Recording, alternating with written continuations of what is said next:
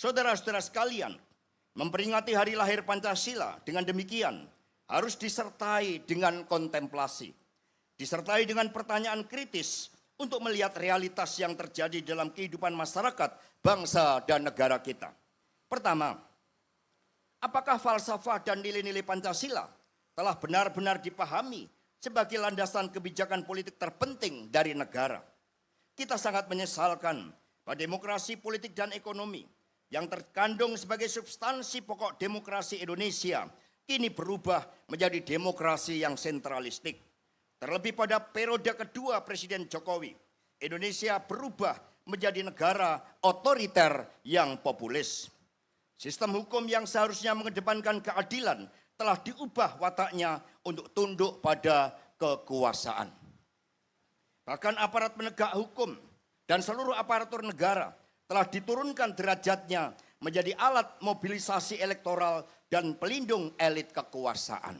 Ini yang terjadi pada pemilu 2024 yang lalu, maka di dalam Rakernas PD Perjuangan meminta maaf kepada seluruh rakyat Indonesia atas perubahan watak kekuasaan akibat ambisi kekuasaan.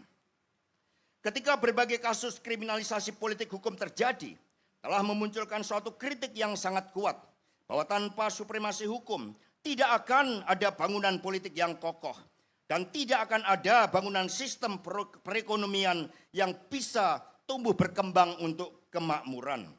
Sistem hukum yang berkeadilan adalah fondasi pokok. Tanpanya tidak akan ada penghormatan terhadap kemanusiaan, kerakyatan, dan keadilan.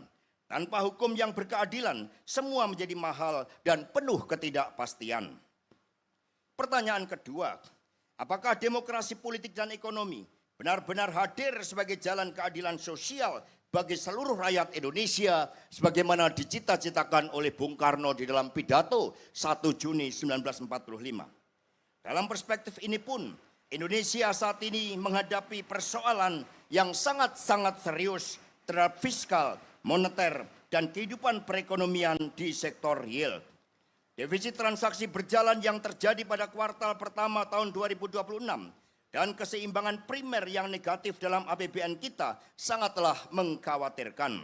Utang harus dibayar dengan utang. Gali lubang, tutup lubang. Terlebih dengan pelemahan rupiah akhir-akhir ini yang menggambarkan adanya persoalan yang bersifat struktural dan ada persoalan terkait dengan kepercayaan.